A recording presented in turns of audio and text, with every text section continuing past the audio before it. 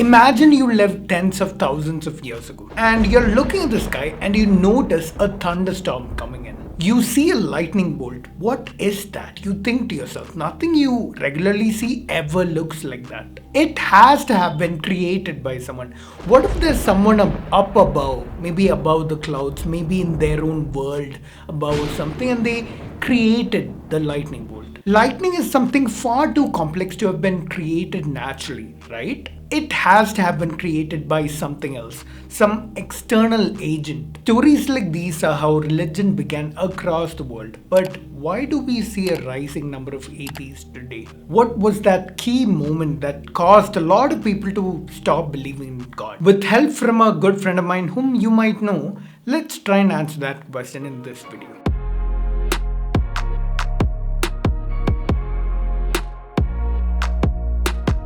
Hi, my name's Pranav and you're watching Science is Dope. You look at any culture and you'll find similar stories or gods to explain complex events. Primitive religions like that of the Kuba people of Africa talk of the legend of the god Mbobo, who is said to have vomited the universe, the sun, the moon, the stars, the animals, and of course, man. Why does the sun rise in the east, go across the sky and set in the west? Let's have a sun god to explain that. Why does it sometimes rain and why is there thunder and lightning? Let's have a god for that. These stories that people came up with were passed down from generation to generation, and the popular ones that stuck around that had these interesting interconnectedness in their stories formed the basis for various legends across the world. Now, what's the common theme here? People saw something that they didn't know how to explain. And if something is too complex to happen naturally, they had a tendency to think it was done by some external agent that could think and act in certain ways. This is called agency detection, and it's something that's hardwired into human brains. Take me for example. If I'm fast asleep and some sound wakes me up, even if it sounded a bit unnatural, I'm gonna think it was made by some ghost or something. And I'm just gonna lie there motionless, thinking that all my rationality and all these ideas are just lies and ghosts do exist, and I'll be hoping that if I just lie there motionless, the ghost won't get me. I'll come back to my senses in the morning, but in that moment of fear, we all tend to go into that regressive and instinctive way of thinking, agency detection. And there's an evolutionary reason why we have this trait. Imagine two cavemen hear something in the bushes. One says it's probably a tiger, we should run. The other says, relax, it's probably just the wind, I'll go check it out. Who do you think is likely to survive? The guy on the left, right? Because if it was a tiger, he's the one that'll survive, right? And so he's more likely to have children and grandchildren and descendants who all have this tendency for agency detection. Right? We are those descendants, and even though we live in civilized societies that lost the need for such instincts, the knack for agency detection is alive and well among not only the religious that pray, but even say conspiracy theorists that say that there are people that live on Mars and they build things like an elaborate canal system, or that crop circles are made by aliens. The idea of God exists today because humans have an instinct for agency detection. Now, I'm not some smart son of a bitch coming up with this or anything. These aren't my ideas or anything. I'm just making them more accessible by putting them on a platform like YouTube where I can reach thousands of you. But that's the thing, you have to be exposed to these ideas. Without these ideas that you can think about, you will fall into instinctive agency detection. So how do you spread your ideas? Back when we had no internet, how do you get your message to reach thousands of people? 1450, Johannes Gutenberg comes up with the printing press in Europe. Until then, copying books meant writing the entire book by hand. Now that books could be copied easily, people everywhere came in contact with these disruptive ideas that were published. Printing becomes a wildfire. It gets so popular that at least 500,000 books are printed by the year 1500. This leads to the Renaissance in Europe, the age of the scientific enlightenment. Ideas from one person in one part of the continent could reach someone else without them ever having to meet in person, or even being alive at the same time. Now, one of the ideas that people get access to that make them think about their behavior was, were they just attributing to God the things they didn't understand? Astronomers observed the stars in the skies. They learned that the same laws that govern the earth govern the heavens as well. They learned that the heavens, what they called God's home, was just another place that they couldn't get to. They learned the secrets of the lightning and all these things that seemed supernatural to us but turned out to arise from completely natural processes. They learned that the earth isn't really the center of the universe. If God really wanted to create us in His image, as the Bible mentions, would He go to the trouble of creating all these stars and planets and this universe of which the earth is just a tiny part, a microscopic speck of dust compared to its scale, the scale of the universe? Or was the opposite true? Did God have no hand to play in it at all? The first serious atheists start coming out during this period, and to talk about them, I'm gonna hand the mic over to Vimoh. Thanks, Pranav.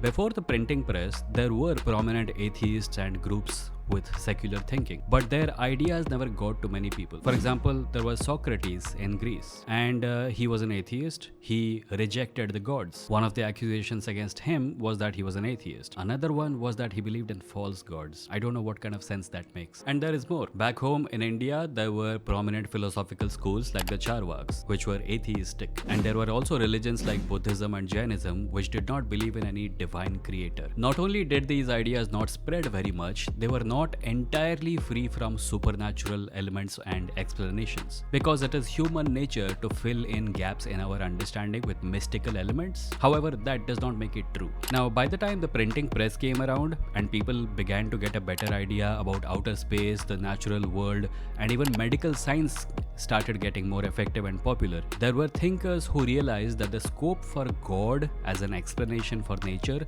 was reducing, and this gave rise to many atheistic philosophers. There was Spinoza, who was not exactly an atheist but definitely kind of a deist. At the very least, he was closer to being an atheist than a theist. He believed and published works where he said that whoever created the universe did not intervene in the workings of the world anymore. He said the way the world worked was through natural laws. In the 20th century, Albert Einstein was asked if he believed in God, and he replied that he believes in Spinoza's God, meaning that he was probably a deist. And then there was the French Voltaire, who spread deistic ideas to a much wider audience. He said that nothing can be more contrary to religion and the clergy than reason and common sense. Then there was the Scottish David Hume, who ridiculed miracles and said God was impotent in the face of European upheaval. Many more prominent atheists like Adam Smith, Ben Franklin, Nietzsche, and Karl Marx were from this era. Nietzsche, in fact, famously said that God is dead, implying that the idea of God was collapsing as a result of modern thinking. By the turn of the 19th century, however, many other movements were also becoming really popular. Feminism, for example. Many feminists believe that religion universally is one of the major causes behind the oppression of women. Atheism also found itself allying with other ideas and movements such as existentialism, secular humanism, nihilism, Marxism, and of course, science and rationalism. Because a lot of these movements were opposed to religion, religious people called them immoral. Atheism, of course, also got called immoral. Atheists even today get called immoral. I have talked about this on a video on my channel. If you want to watch it, head over to my channel after you finish watching this video. Over to you, Pranav. Thanks, Vimoh. But even at this point, there was significant opposition from religious groups. Okay, you've answered some of the questions, but not the main ones. Where did all this life and natural beauty we have around us come from? Where did all these trees and plants and birds and fishes, all of them, come from? Surely there was an intelligent creator behind all this. Surely there was. Surely. 1859, Charles Darwin publishes On the Origin of Species. While a lot of people mistakenly believe that what it talks about is how man evolved from monkeys and dismiss that as a ridiculous idea, hey, how could man possibly have come from monkeys? It talks about a lot more. It talks about how you can start from just a single cell and completely natural processes can lead you from there to all the wide variety of plants and animals and all the life you have around you. Darwin called this process natural selection. And when you understand that it's not as simplistic as, oh, monkeys turned into humans, as some religious leaders would have you believe, The brother asked a very good question. you'll begin to appreciate how truly beautiful this idea is. There was no mystery to creation. In fact, it's not even a creation at all. There was no need for a creator, as many people and every single religion thought. As more and more evidence came out in support of this idea, a lot of people began letting go of their ideas of God. Because you know what? Practically everything in the world can be explained now. It was after this book that a revolution took place. Almost all the top scientists were atheists after this point. It was as if this book was what relegated the idea of God to the corners where we still lacked understanding. God today can only be found in the gaps of our knowledge. In the beginning, there were all these things we didn't understand. Slowly, one by one, almost all of them were struck off this list, and only a few questions remain. And those are the places where we find these God explanations. The question of how exactly did life originate? Not how did it evolve, we know that already, but how did these non-living molecules become the first forms of life, first cells? There are a lot of people who will happily answer that question with God, but going by the trend, that seems like yet another unsolved mystery. Once we know the solution, we do need God. Similarly, what exactly caused the Big Bang? Or what was there before it? Although some of these questions don't make sense in physics, these are some questions that tend to get answered with God. Sometimes maybe even the question of consciousness. The fact that we have consciousness and we don't know exactly how it works, people answer that question with God often. But again, just another God of the gaps argument. Questions like these are difficult to answer, and it's easy to put a stop to all of it by answering them with God. Again, if the trend tells us anything, it's that there is no divine intervention for any of these. In my video about why most scientists are atheists, I should have made this point. In fact, the title of that video should have been Why Most Scientists After the Publication of the Origin of Species Are Atheists. Because I get comments like these about how Newton and all these great scientists are devout theists. They were before Da Vinci's time, that's probably why. If Newton were alive today, he'd probably be an atheist. This video is titled The Story of God, but there is no one story of God. Different parts of the world, different cultures had their own stories. What was common was the ones who came up with those stories. Humans. This video is the story of that. A story about how and why humans come up with such stories. I hope you enjoyed it. And if you had the question, every culture everywhere had some idea of God.